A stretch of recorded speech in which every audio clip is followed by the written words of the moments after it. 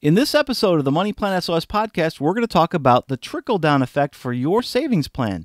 This is a visualization of where your money should go and in what order it should go. I think this is going to be really helpful. All of this in the 127th episode of the MoneyPlanSOS Podcast.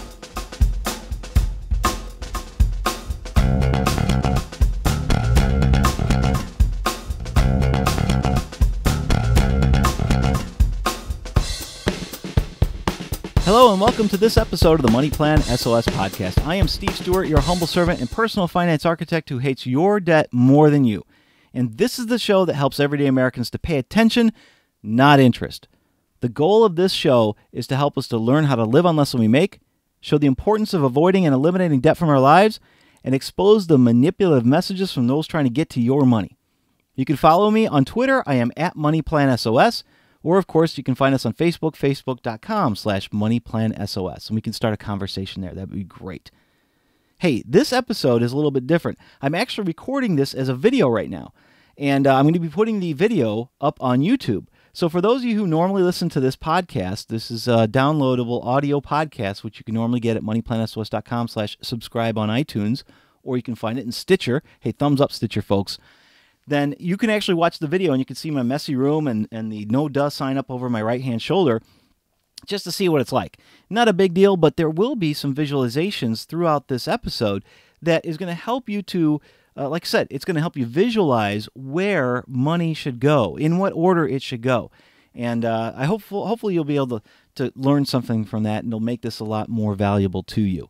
So if you want to get a link to where this YouTube video is, of course, you can always search YouTube for MoneyPlanSOS Podcast. But all of the show notes, all the screenshots, the home for this podcast episode will be at MoneyPlanSOS.com/127. MoneyPlanSOS.com/127. It's a shortcut, goes right to the podcast episode on my website with all the show notes, screenshots, and a link to this video. Before we get into the content for today, I want to remind you, you only have a little bit of time left to get into the YNAB giveaway. I'm going to be giving away a copy of YNAB to a lucky listener, someone who enters the YNAB giveaway, and you can find that entry, the way to enter for that contest at MoneyPlanSOS.com/YNAB. Excuse me, let me say it again, MoneyPlanSOS.com/YNAB giveaway. And if you want to learn more about YNAB, go to MoneyPlanSOS.com/YNAB. You can try YNAB for yourself for 34 days for free. And it doesn't cost you anything. It's cross-platform. It works on both PC and Mac.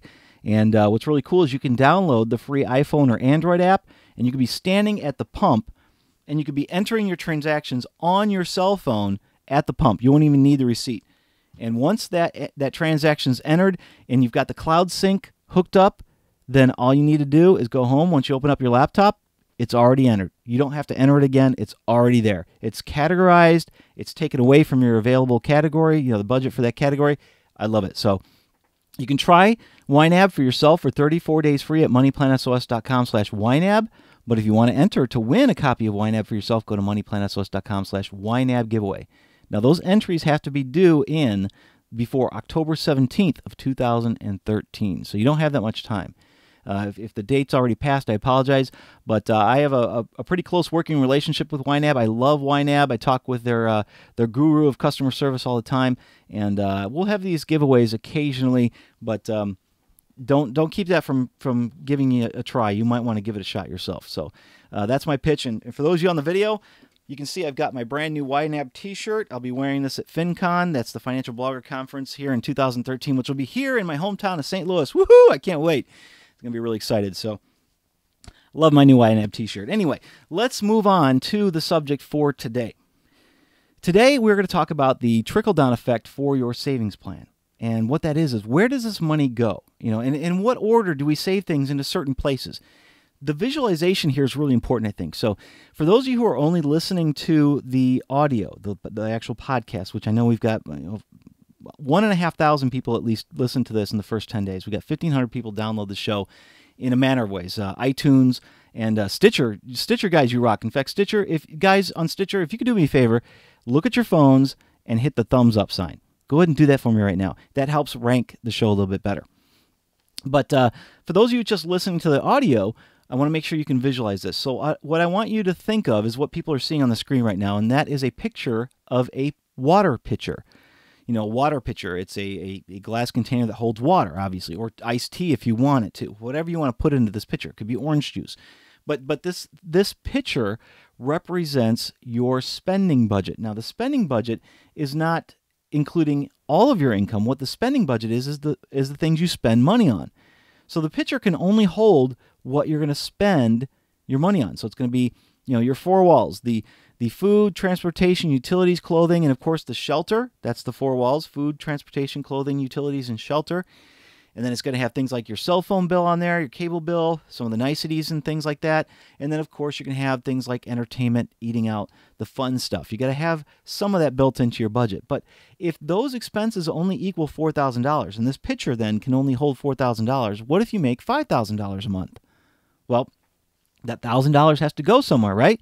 What happens is it pours out the end of this pitcher. It pours over the end. And below that is a bucket. You have bucket number 1, and this first bucket is what catches your extra money that you don't spend. And you want to make this a priority if you don't have this, but the first bucket should be, I'm going to call it your bank. Your local bank should be bucket number 1, and what your local bank has other than your normal checkbook is your $1,000 emergency fund, your little bitty baby emergency fund. If you haven't got $1,000 in your local bank, if you don't have liquid savings somewhere immediate, and I'm not talking about mom or dad to bail you out, I'm talking about you put money aside away in a liquid place where you can go down to the block, the end of the corner, to wherever your bank is, and you can withdraw that money without any penalties. That is liquid savings. That's what you want, $1,000 in the bank. That's following Dave Ramsey's baby steps, by the way. And so what you want is this extra money to fund this baby savings account in your local bank. Now, the $1,000 isn't going to do anything in there. I mean, the savings account in local banks, it's pitiful. It's like 0.09% or 0.1%.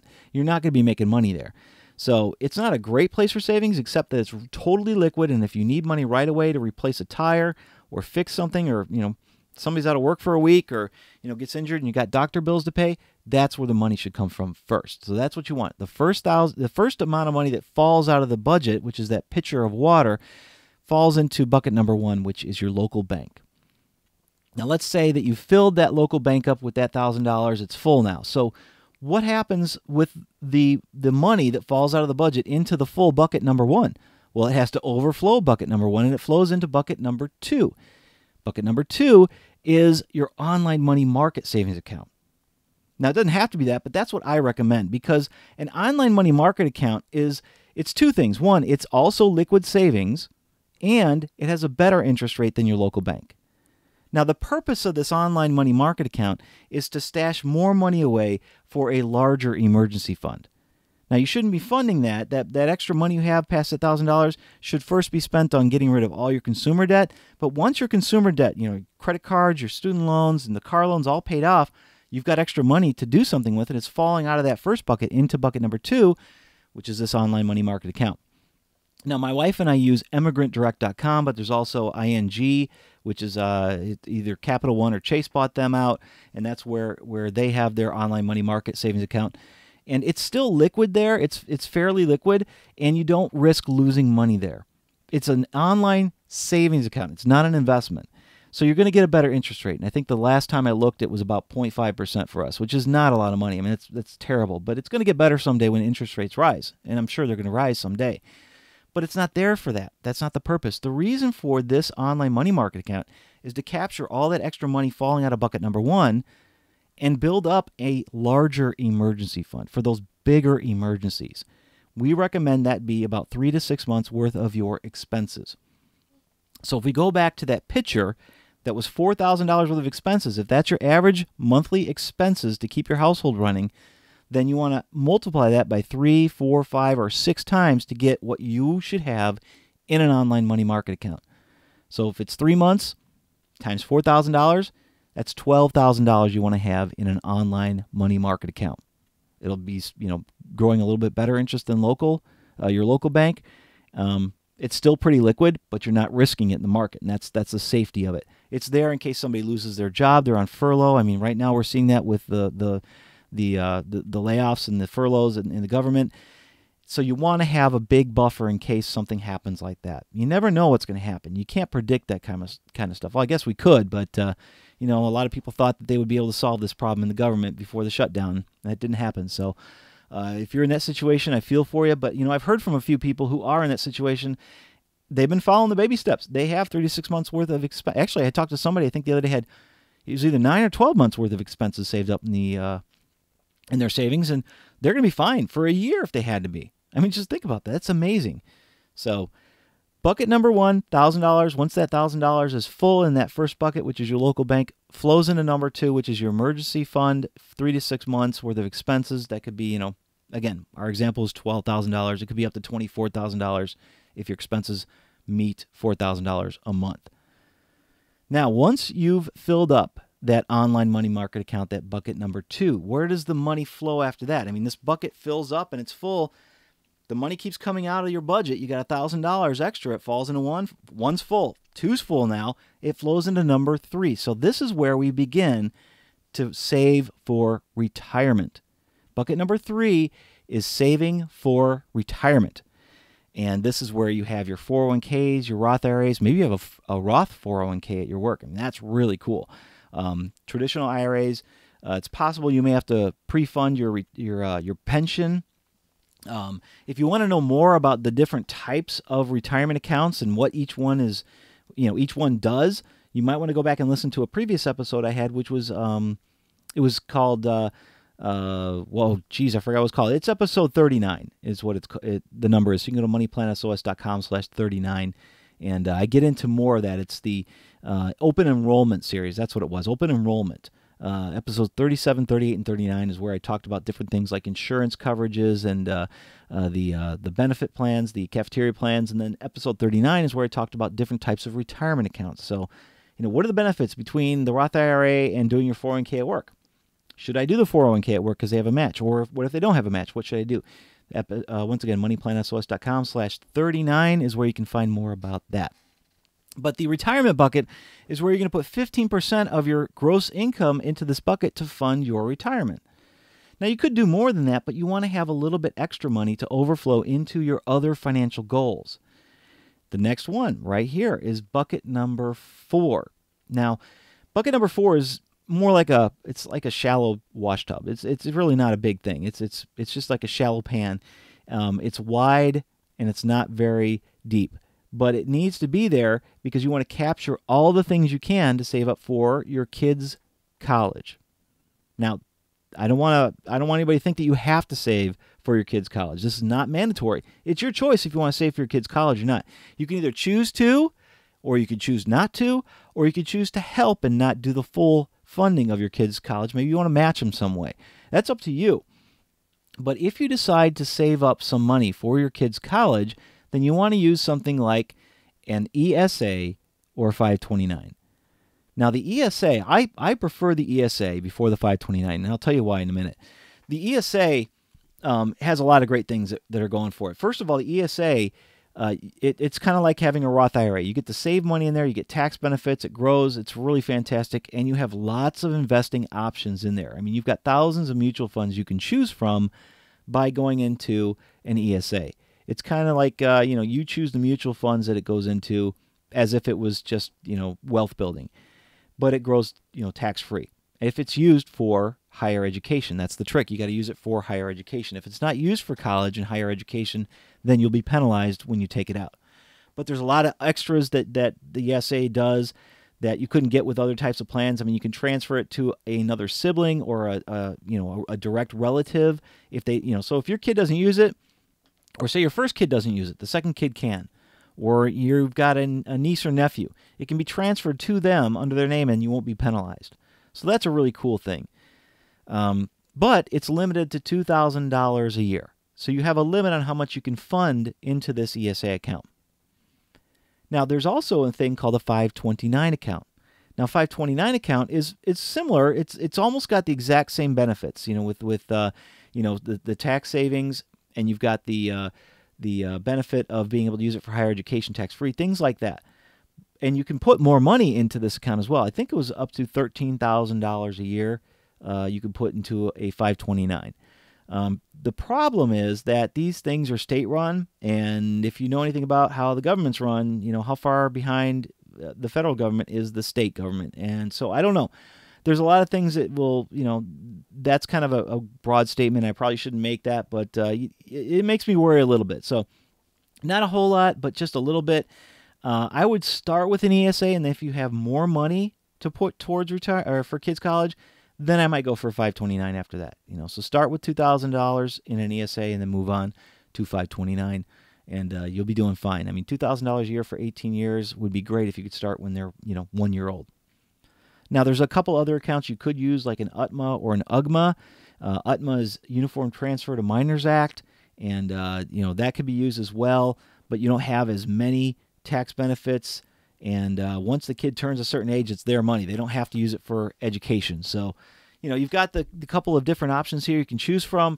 You get to use that. But the fourth bucket here is kids' college. And, again, if you want to save for your kids' college, that's a great place to put it, is in an ESA and or a 529 plan. Now, let's say you're doing the ESA, you've got one kid, you put $2,000 in there, you've got more money now flowing, it's overflowing the banks of bucket number 4. Where does it go? Well, this is the big one. Bucket number 5. It's like a bathtub. I mean, the thing is huge. I mean, this thing can hold a whole bunch of money. There's not a whole lot of tax benefits. I mean, there's things you can do, but they're not as great as retirement or kids' college. And you don't have to worry about, this isn't focused on tax savings. This is wealth building. You've got to have a place for all this extra money to go. I mean, you could spend it all, and you obviously could, inflate your budget and spend more money every month if you didn't have any debt. The house is paid for. What are you going to do? Well, any extra money that you want to invest for the future. It could be for a second home. It could be for a huge trip overseas. It could be for anything. Then it falls into the tub, which is the wealth building bucket. And what happens here is, you can still invest in mutual funds on here. You just won't get as many tax savings, but there's a lot of great reasons to continue saving into mutual funds when you're building wealth. A lot of people then start buying individual stocks as well. I don't know if I would do that. There's a couple of stocks that, actually there's one stock my wife and I own. We own 13 shares of Boeing, and that's it. And that was really let's just say it was before I became knowledgeable about finances. We bought 12 shares, and that was after 9/11. It was more of an emotional purchase. And, I won't say it was a mistake. It just wasn't the smart decision. So we still have that, and it's kind of it's kind of that thing on the wall that reminds me never to do that again. But so we do have individual stocks here in the Stewart household. We just don't continue to do that. Other people will buy bonds.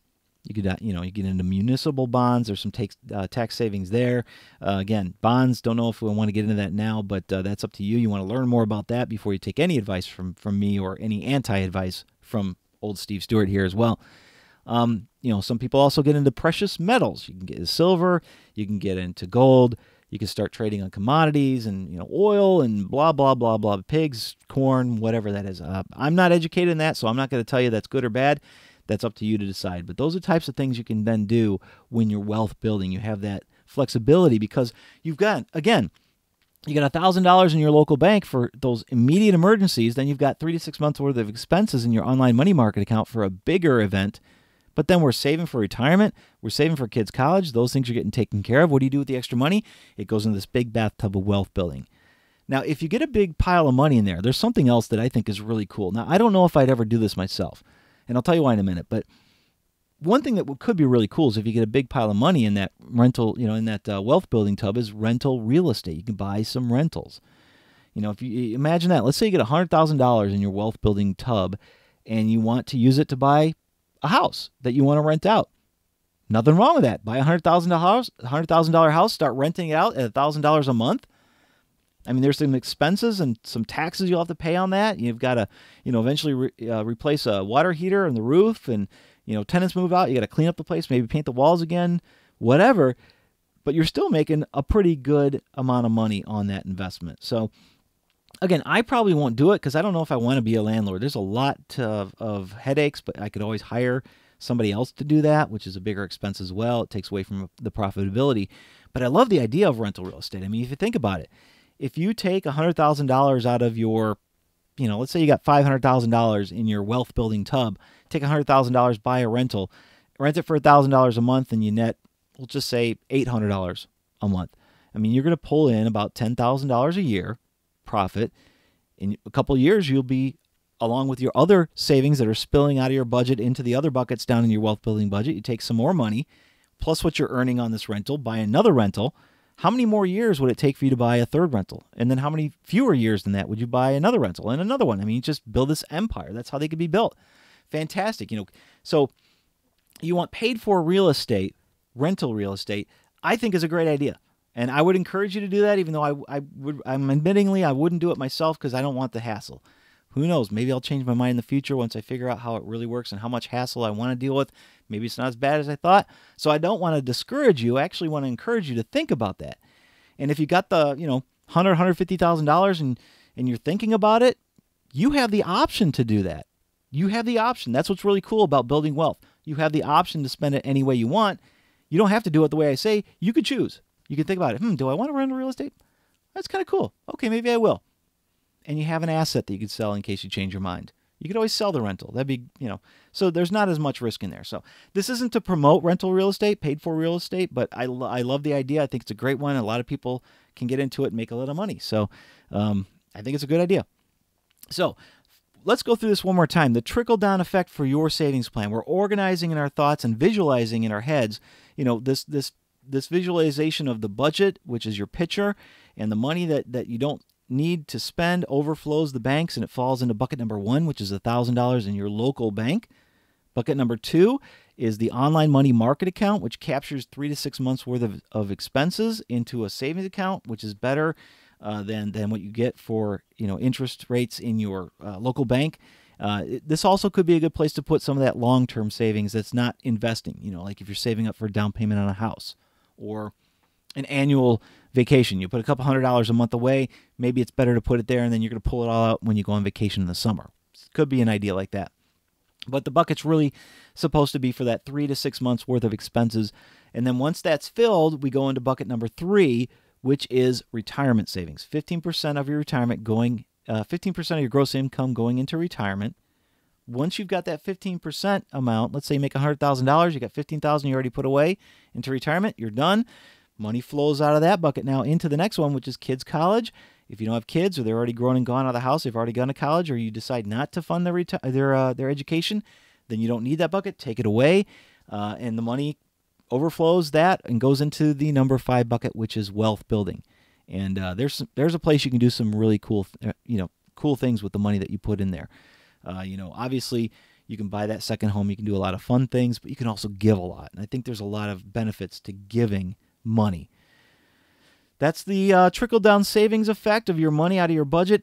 Trickles out of each bucket as they fill up. Continue on down the line until you get this big tub. And I don't know, it takes a long time to fill out that wealth building tub, but you want something there. You want to have some of that when you get older, because that will give you a lot of options, a lot of decisions you can make, because you have a lot of opportunities when you have money.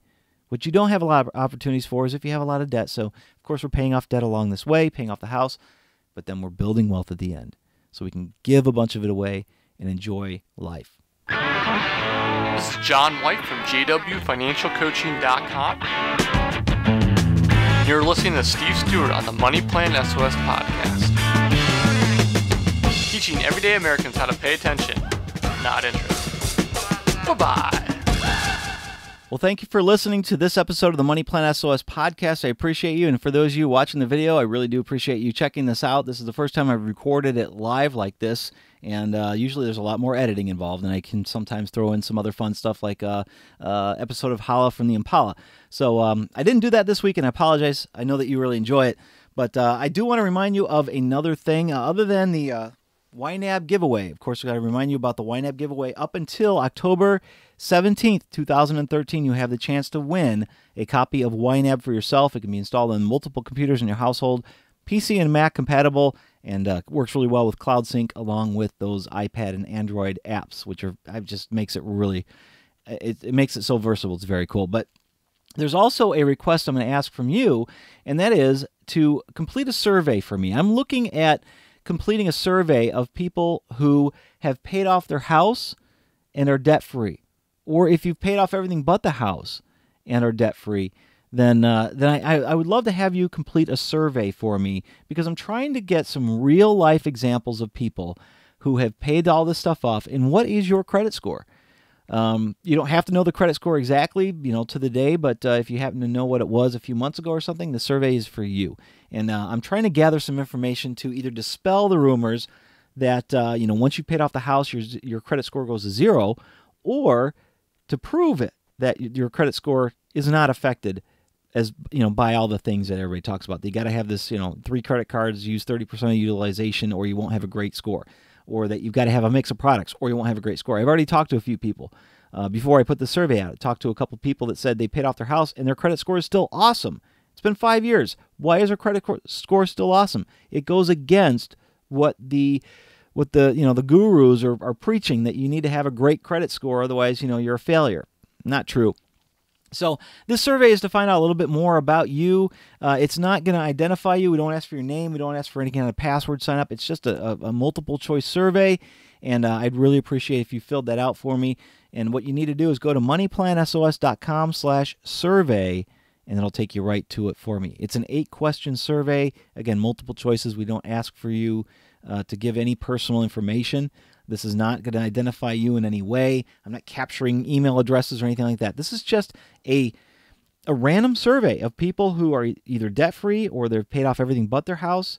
And, do you know your credit score? What is it? How has that affected your life? It's a simple survey. Ask you again, MoneyPlanSOS.com/survey.